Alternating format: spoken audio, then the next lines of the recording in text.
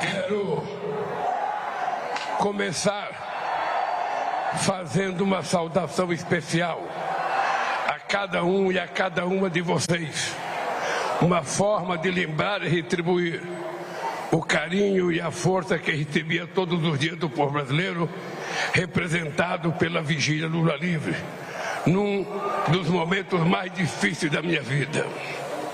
Hoje, neste que é um dos dias mais felizes da minha vida, a saudação que eu faço a vocês não poderia ser outra, tão singela e ao mesmo tempo tão cheia de significado. Boa tarde, povo brasileiro!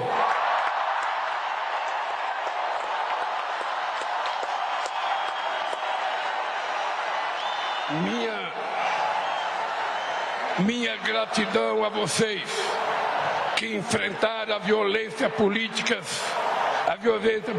antes, durante e depois da campanha eleitoral, que ocuparam as redes sociais e que tomaram as ruas debaixo de sol e chuva, nem que fosse para conquistar um único e precioso voto. Que tiveram a coragem de vestir a nossa camisa e, ao mesmo tempo, agitar a bandeira do Brasil, quando uma minoria violenta e antidemocrática tentava censurar nossas cores e se apropriar do verde e amarelo que pertence a todo o povo brasileiro. A vocês que vieram de todos os cantos deste país, de perto ou de muito longe, de avião, de ônibus, de carro ou na boleia de um caminhão, de moto, bicicleta e até mesmo a pé, numa verdadeira caravana da esperança para esta festa da democracia. Mas quero me dirigir também aos que optaram por outros candidatos. Vou governar para 215 milhões de brasileiros e brasileiras e não apenas para quem votou em mim. Vou governar para todos e todas, olhando para o nosso luminoso futuro em comum e não pelo retrovisor de um passado de divisão e intolerância. A ninguém interessa um país em permanente pé de guerra ou uma família vivendo em desarmonia. É hora de reatarmos os laços com amigos e familiares, rompidos pelo discurso de ódio e pela disseminação de tantas mentiras. Chega de ódio, fake news, armas e bombas. Nosso povo quer paz para trabalhar, estudar, cuidar da família e ser feliz. A disputa eleitoral acabou. Repito o que disse no meu pronunciamento após a vitória de 30 de outubro sobre a necessidade de unir o país. Não existem dois Brasis. Somos um único país, um único povo, uma grande nação. Somos todos brasileiros e brasileiras e compartilhamos uma mesma virtude. Nós não desistimos nunca. Ainda que nos arranquem todas as flores, uma por uma, pétala por pétala, nós sabemos que é sempre tempo de replantio e que a primavera há de chegar, e a primavera já chegou. Hoje, a alegria toma posse do Brasil, de braços dados com a esperança. Minhas queridas amigas e meus amigos, recentemente reli o discurso da minha primeira posse na Previdência em 2003. E o que li tornou ainda mais evidente o quanto o Brasil andou para trás. Naquele 1º de janeiro de 2003, aqui nesta mesma praça, eu e o meu querido vice José Alencar assumimos o compromisso de recuperar a dignidade e a autoestima do povo brasileiro, e recuperamos. de investir para melhorar as condições de vida de quem mais necessita e investimos, de cuidar com carinho da saúde e da educação e cuidamos. Mas o principal compromisso que assumimos em 2003 foi o de lutar contra a desigualdade e a extrema pobreza e garantir a cada pessoa deste país o direito de tomar café da manhã, almoçar e jantar todo santo dia. E nós cumprimos esse compromisso. Acabamos com a fome e a miséria e reduzimos fortemente a desigualdade. Infelizmente, hoje, 20 anos depois, voltamos a um passado que julgávamos enterrado. Muito do que fizemos foi desfeito de forma irresponsável e criminosa. A desigualdade e a extrema pobreza voltaram a crescer. A fome está de volta, e não por força do destino, não por obra da natureza, nem por vontade divina. A volta da fome é um crime, o mais grave de todos, cometido contra o povo brasileiro. A fome é filha da desigualdade, que é a mãe dos grandes males que atrasam o desenvolvimento do Brasil. A desigualdade apequena este nosso país de dimensões continentais ao dividi-lo em partes que não se reconhece. De um lado, uma pequena parcela da população que tudo tem.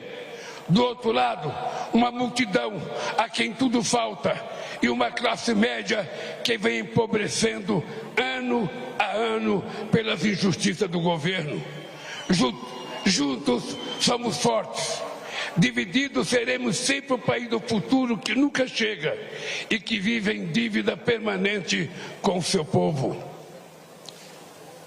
Se queremos construir hoje o nosso futuro, se queremos viver num país plenamente desenvolvido para todos e todas, não pode haver lugar para tanta desigualdade. O Brasil é grande, mas a real grandeza de um país reside na felicidade de seu povo. E ninguém é feliz de fato em meio a tanta desigualdade. Minhas amigas e meus amigos, quando digo governar, eu quero dizer cuidar.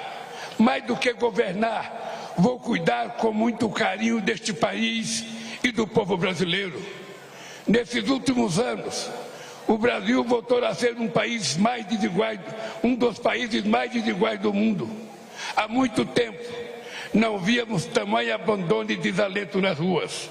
Mães garimpando lixo em busca de alimento para os seus filhos. Famílias inteiras dormindo ao relento, enfrentando o frio, a chuva e o medo. Crianças vendendo bala ou pedindo esmola, quando deveriam estar na escola, vivendo plenamente a infância que tem direito. Trabalhadores e trabalhadoras desempregados, exibindo nos semáforos cartazes de papelão com a frase que nos envergonha a todos: por favor, me ajuda.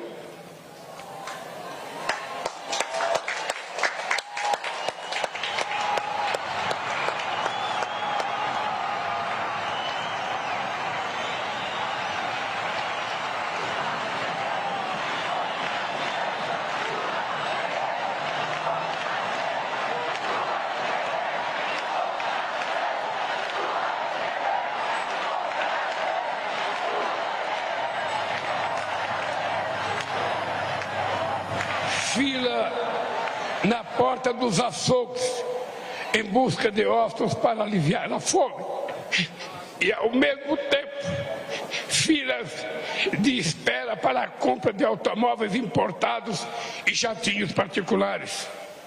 Tamanho abismo social é um obstáculo à construção de uma sociedade verdadeiramente justa, democrática e de uma economia próspera e moderna.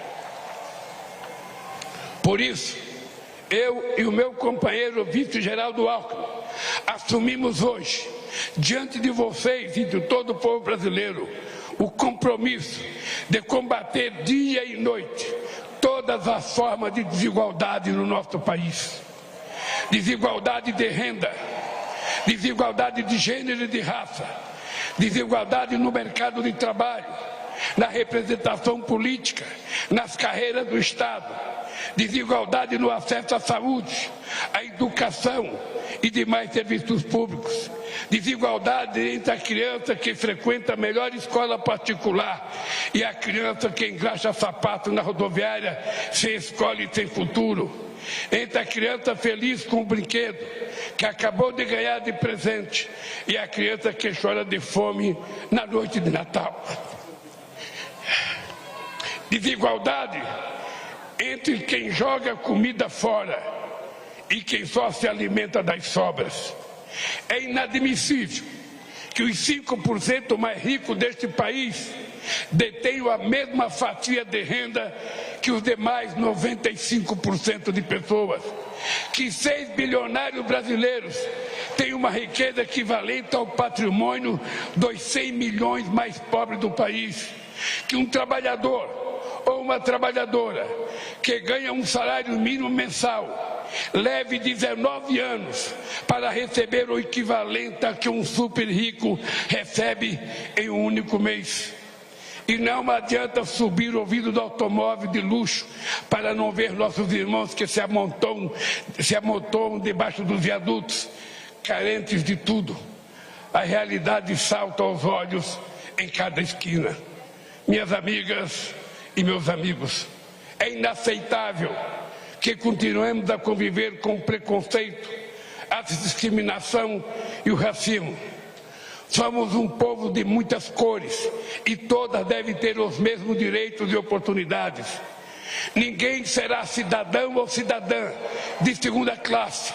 Ninguém terá mais ou menos amparo do Estado. Ninguém será obrigado a enfrentar mais ou menos obstáculos apenas pela cor da sua pele. Por isso, estamos recriando o Ministério da Igualdade Racial para enterrar a trágica herança do nosso passado escravista. Os povos indígenas precisam ter suas terras demarcadas e livres das ameaças das atividades econômicas ilegais e predatórias. Precisam ter sua cultura preservada, sua dignidade respeitada e sua sustentabilidade garantida. Eles não são obstáculo ao desenvolvimento, são guardiões de nossos rios e florestas e parte fundamental da nossa grandeza enquanto nação. Por isso, estamos criando o Ministério dos Povos Indígenas para combater 500 anos de desigualdade. Não podemos continuar a conviver com a odiosa pressão imposta às mulheres, submetidas diariamente à violência nas ruas e dentro de suas próprias casas. É inadmissível que continue a receber salários inferiores aos dos homens, quando no exercício de uma mesma função, elas precisam conquistar cada vez mais espaço nas instâncias decisórias deste país, na política, na economia, em todas as áreas estratégicas. As mulheres devem ser o que elas quiserem ser, devem estar onde quiserem estar. Por isso, estamos trazendo de volta o Ministério das Mulheres.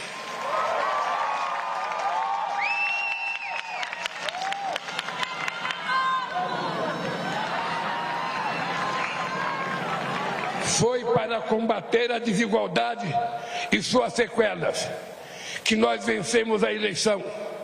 E esta será a grande marca do nosso governo. Dessa luta fundamental surgirá um país transformado, um país grande e próspero, forte e justo, um país de todos, por todos e para todos, um país generoso e solidário, que não deixará ninguém para trás. Minhas queridas companheiras e meus queridos companheiros, reassumo o compromisso de cuidar de todos os brasileiros e brasileiras, sobretudo daqueles que mais necessitam, de acabar outra vez com a fome neste país, de tirar o pobre da fila do osso para colocá-lo novamente no orçamento da União. Temos um imenso legado ainda vivido na memória de cada brasileiro e cada brasileira, beneficiário ou não das políticas públicas que fizeram uma revolução neste país. mas não nos interessa viver do passado. Por isso, longe de qualquer saudosismo, nosso legado será sempre o espelho do futuro que vamos construir para este país. Em nossos governos, o Brasil conciliou o crescimento econômico recorde com a maior inclusão social da história e se tornou a sexta maior economia do mundo, ao mesmo tempo em que 36 milhões de brasileiros e brasileiras saíram da extrema pobreza. Geramos mais de 20 milhões de empregos com carteira assinada e todos os direitos assegurados. Reajustamos o salário mínimo sempre acima da inflação. Batemos recorde de investimento em educação, da creche à universidade, para fazer do Brasil um exportador também de inteligência e conhecimento e não apenas um exportador de commodities e matéria-prima.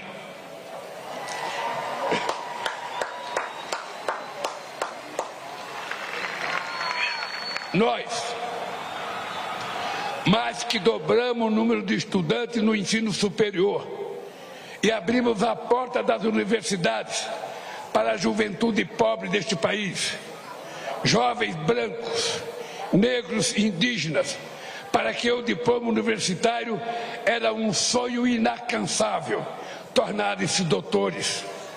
Combatemos um dos grandes focos de desigualdade, o acesso à saúde, porque o direito à vida não pode ser refém da quantidade de dinheiro que se tem no banco.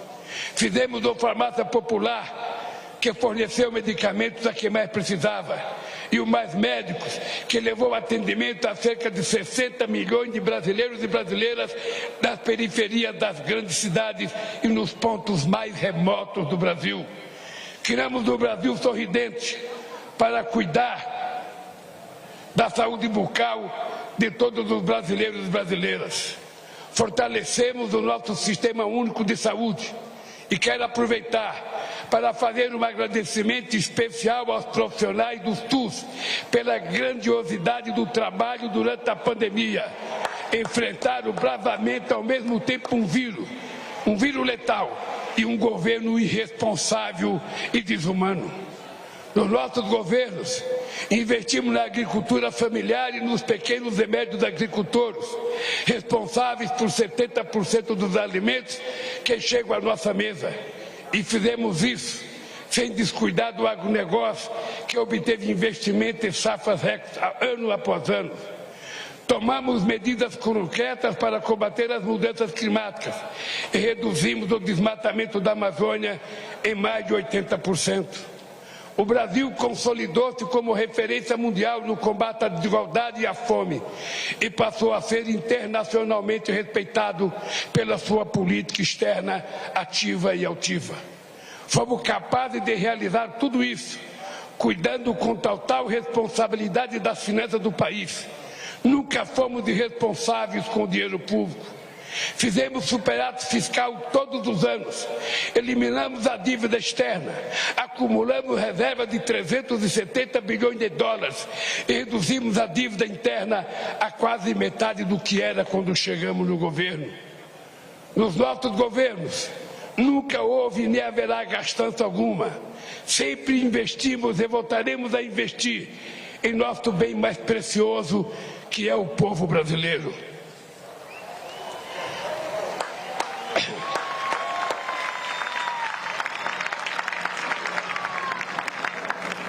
Infelizmente, muito do que construímos em 13 anos foi destruído em menos da metade desse tempo. Primeiro, pelo golpe contra a presidenta Dilma em 2016.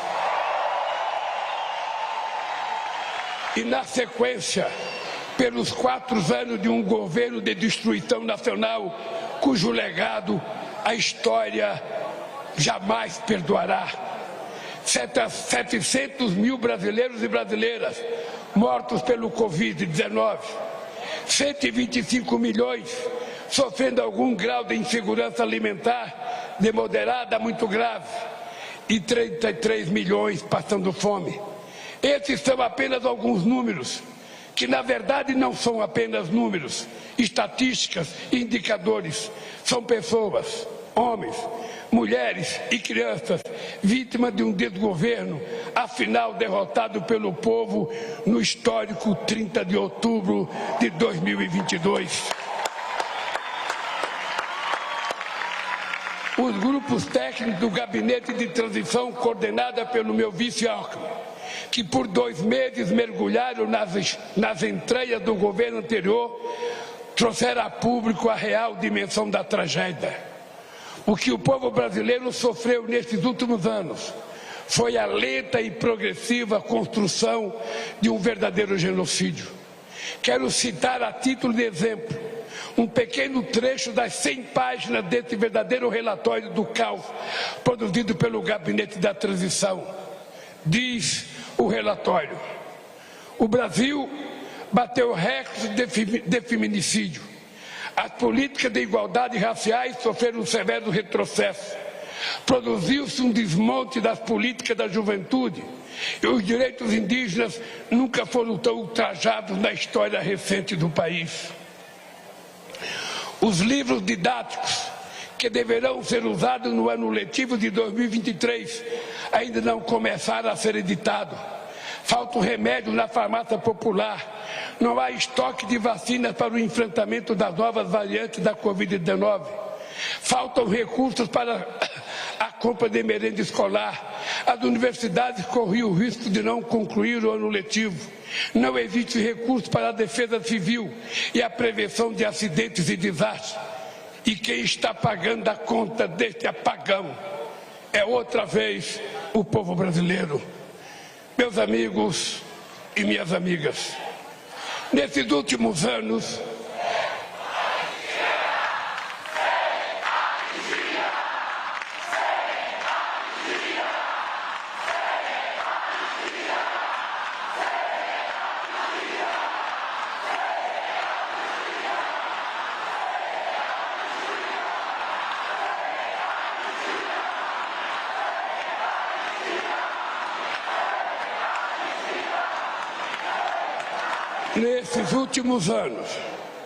vivemos sem dúvida um dos piores períodos da nossa história. Uma era de sombras, de incertezas e de muito sofrimento. Mas esse pesadelo chegou ao fim pelo voto soberano, na eleição mais importante desde a redemocratização do país. Uma eleição que demonstrou o compromisso do povo brasileiro com a democracia e suas instituições. Essa extraordinária vitória da democracia nos obriga a olhar para frente, a esquecer nossas diferenças, que são muito menores que aquilo que nos une para sempre: o amor pelo Brasil e a fé inquebrantável em nosso povo. Agora é hora de reacendermos a chama da esperança, da solidariedade e do amor ao próximo. Agora é hora de voltar a cuidar do Brasil e do povo brasileiro, gerar empregos, reajustar o salário mínimo acima da inflação, baratear o preço dos alimentos, criar ainda mais vagas nas universidades, investir fortemente na saúde, na educação, na ciência e na cultura. Retomar as obras de infraestrutura do Minha Casa Minha Vida, abandonadas pelo descaso do governo que se foi. É hora de trazer investimentos e reindustrializar o Brasil, combater outras vezes as mudanças climáticas e acabar de uma vez por todas com a devastação dos nossos biomas, sobretudo a nossa querida Amazônia. Romper com o isolamento internacional e voltar a se relacionar com todos os países do mundo. Não é hora para ressentimentos estéreis.